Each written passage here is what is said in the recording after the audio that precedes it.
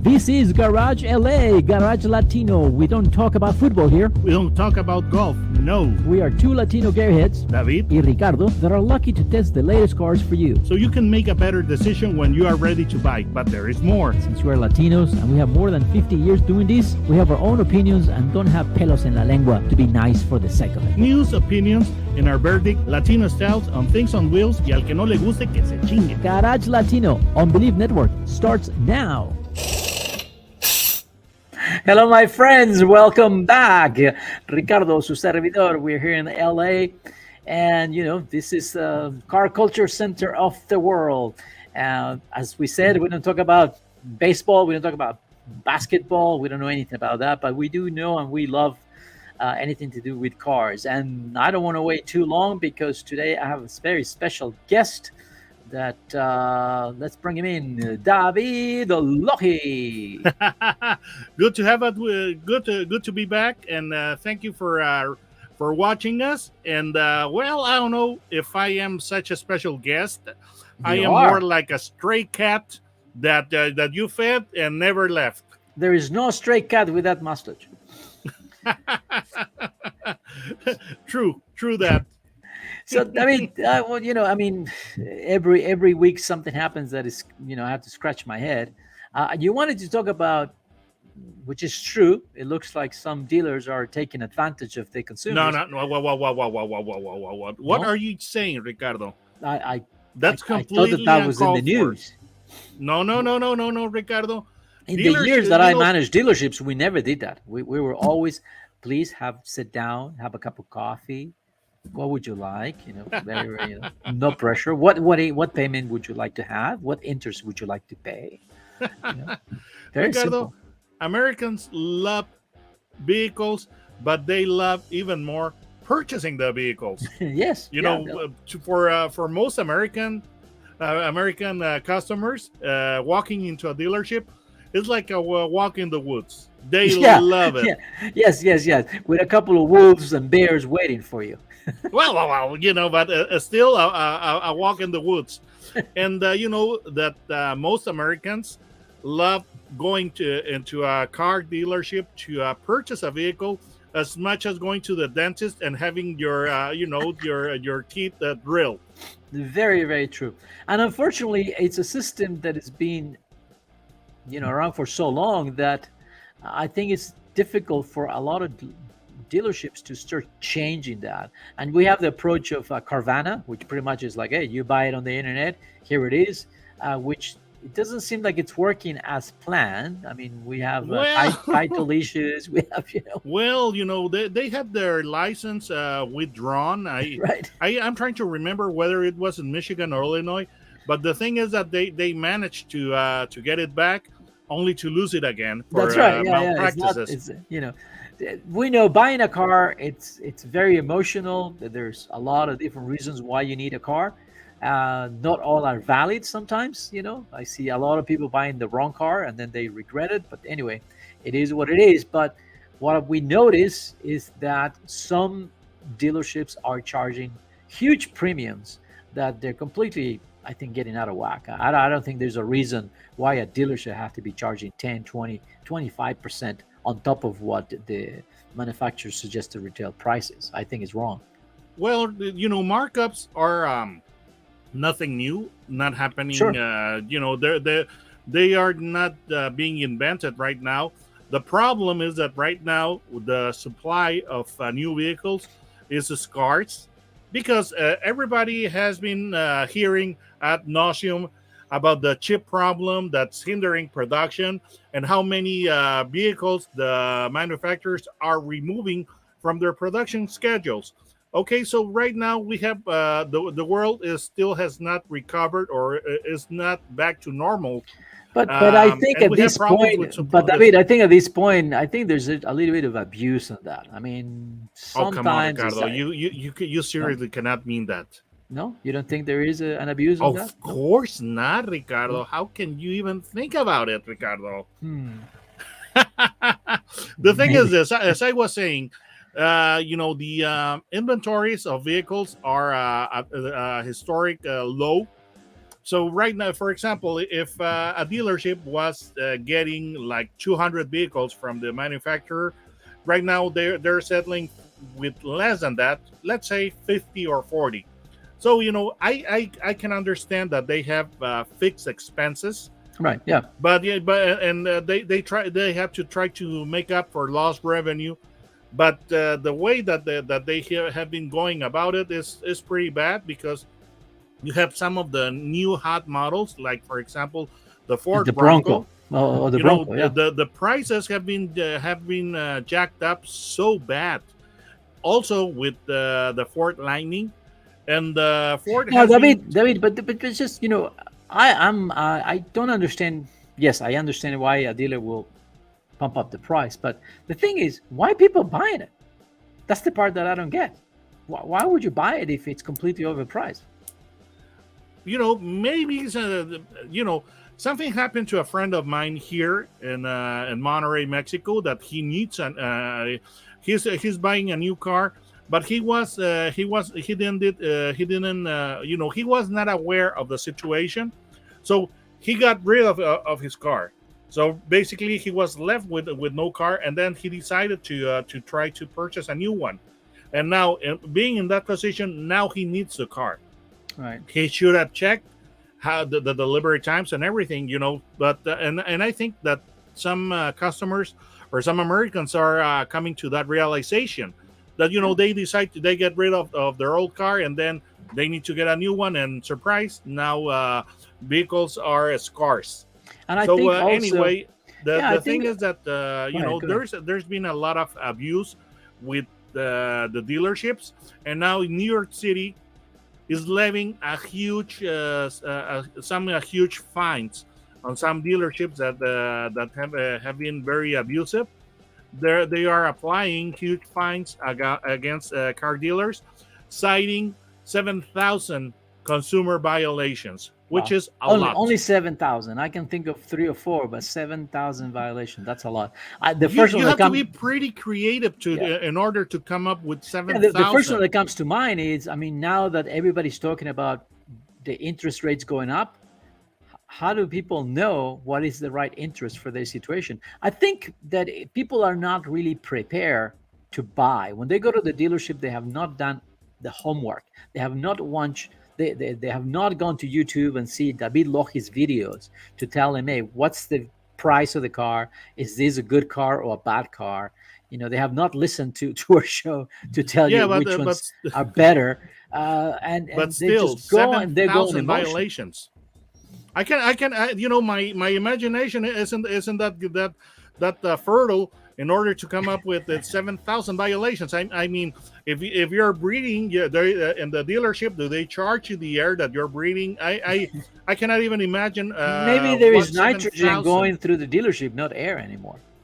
Well, anyway, the dealerships agreed to pay $800,000 and follow several rules on advertising on pricing, but still, it's a huge is a huge number of violations. Yeah, yeah, yeah. And So I in think addition, what we just need to insist. If you're ready to buy a car, first do a little bit of research. Try to figure out, okay, what car it's really gonna work for you. How are you gonna use the car?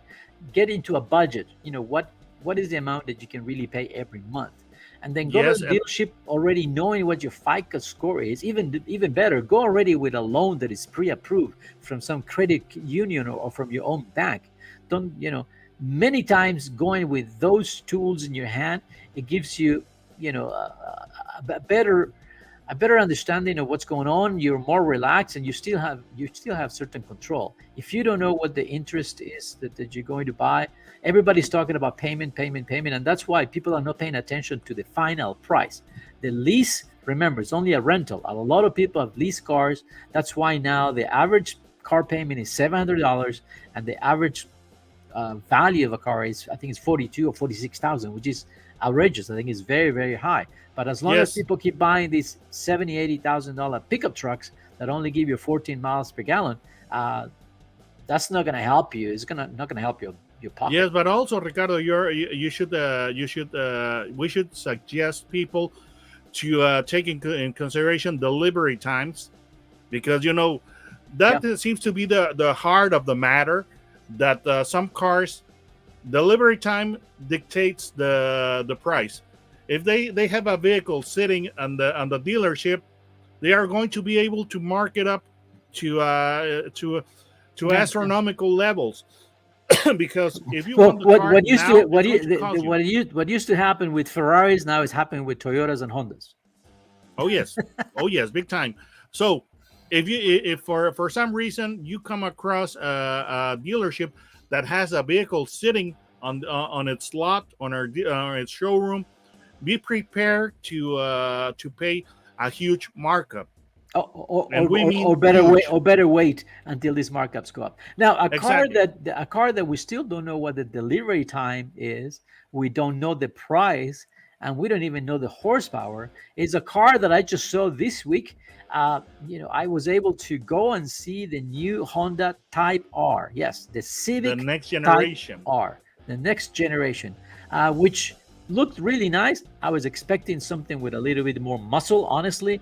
Really? I wanted to see more over fenders. I wanted to see Really? a little more edgy design. But I think for your average guy, the body looks really nice. The Type R is, a two For the liter. average guy. Yeah, well, if you're looking at the Type R, I expect something that it's more Ricardo, edgier. you could eat your lunch on the rear wing on that thing.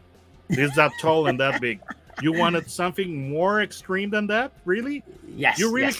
can. You can eat a bowl of soup, of hot soup on that rear wing, and not that many cars allow you to do that. So Now it's the a specs. huge wing. Yeah, and you know what? They're big wheels. That's something that really struck me. It's like, wow. I look at the wheels and it comes with 19-inch special rims with Michelin Pilot Sport Sport, yes, Competition S yes. 265. The width of, almost the same tire as a Mustang, a Wait, Camaro, wait, wait, wait, wait, maybe a wait, wait. So Corvette. you're talking 265 19s on a compact car, and that's not big Yes. enough for you? No, no. I mean, that's the thing that impressed me. That's those are huge, huge tires with huge Brembo brakes, front and back. So I'm sure that car can turn and stop very, very, Ricardo, very well. the body work has been amplified, has been altered to make it more muscular. If you start looking at the rear doors from the rear half back, they Yeah, they have but been I was expanded to expecting you're give more talking about shoulders. muscular. You're talking about muscular basketball player type, and I was expecting muscular, pro American football type. Okay. No, to me it still looks wild. Do you see the rear bumper with the three tailpipes? Yes. I mean, that looks pretty menacing. Yeah, yeah, It's yeah, pretty hot. and they're different size. The interior, I like the bucket seats. Everything is red. I like And the carbon carpet, the red fiber. carpet. I didn't like the rear seat. The rear seat fabric. I thought like it looks like they're ready to be taken off the car. I thought that could have been improved a little bit because it may make it look. I don't know. It was Because not really a driving compliment. the But Type R, it's all about the rear seat, Ricardo. no, no, that's why. No, but you might as well remove it or give it I don't Well, know, maybe a people little. will. And Yeah, now probably. that you mentioned that, now that it's out in the open, maybe Yeah, people will listen to you and will and remove it. just remove it and put a roll cage. Now, I what's mean, going to be the difference between this Honda Civic and the Integra, the Acura Integra? well, it's going to be a huge difference, and it's kind of baffling because this is going to be way hotter than any Acura Integra, because the Acura Integra is more based on the Civic Si, which is nice, which is fun, but not is not crazy like the Type R. So it's going to be a more refined and a little more conservative than the Type R. It's clearly designed for another type of customer.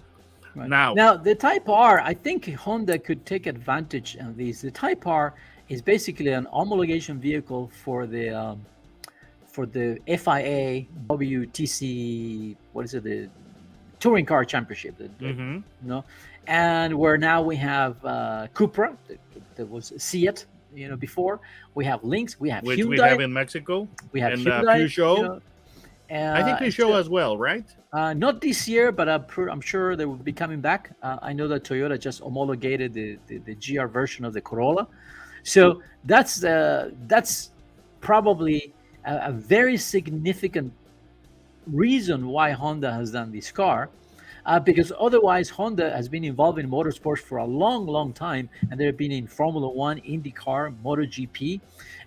But that's really extreme, and millions of dollars are spent every year, being involved. I mean, I'm thinking an engine budget. Honda probably spends somewhere around 150, 170 million dollars a year for the Formula One engine, which is an incredible engine because it's a V6 1.6 liter, 1.6 liter with 1,000 horsepower. I mean, talk about technology. That thing that lasts a couple of hours nonstop, that's amazing. Also, Honda is involved with IndyCar. They are 2.4 liter V6 with twin turbos around 800 horsepower. I mean, they have won championships. I mean, Honda has 6 world championships in Formula One, 10 championships in IndyCar. Honda has won 15 times the Indy 500. It all started back in 1964 with the what was it, the RA27, and then the 1965 Formula One car. It was a V12 with all the exhaust pipes going on top of the engine. Beautiful sound, very nice car at the time. Yeah, So very a pretty lot to of look money at. goes into these, but do we need this type of money to keep selling cars today, David? Of course, Yeah, Ricardo. The thing is that there is this saying: win on Sunday, sell on Monday. yeah. And I think that it still applies somewhat. To what extent, I'm not really sure, but I think that it does apply. Well, However, yeah. Go ahead. however, the world is shifting because now we have the movement to EVs. But Right. don't you worry, there's Formula E. That's right. Now, I feel, I have mixed emotions. The Acura NSX seems to be goodbye. Looks For like the time being, Ricardo. yeah, For the time being. and so which means that now the Honda Civic Type R is going to be the sports car for Honda. Yes, yes, of course. And don't forget, and it's the Civic has a pretty interesting mission on this generation, which is the 11th, because now it's going to underpin an Acura model, Right. which Acura needed badly. And I think the Acura Integra, it's an interesting vehicle. However, they should have worked a little harder on the differentiation because it looks way too much like a Civic, even in spite of the minor changes. And that Right. wasn't the case when the Integra came out on the first place. That's right. For a first time in the middle of the 1980s. But other than that, if it's based on the Civic Si, you can't go wrong with it. Right. Right. Problem is that I wonder if it's going to be fancy enough, fancy looking enough to compete with the Audis and Mercedes and the small BMWs. That remains to be seen. Well, I think if they're winning on track, that might be the answer. I think that racing is still a way to test components to extremes. It sure is, And, Ricardo. and I You think you it's will see, also it's an incubator of technology. of course. So I think there's a lot of benefits, and also it creates a good, solid fan base for life. I Of mean, course, you will see on the Infinities that are on the F1 that a lot of the technology that they're using into those F1 cars is making its way to production vehicles. right, Like right, the regen braking, yes, etc. So I still think I think that's the ultimate test tool. that's right. The racing.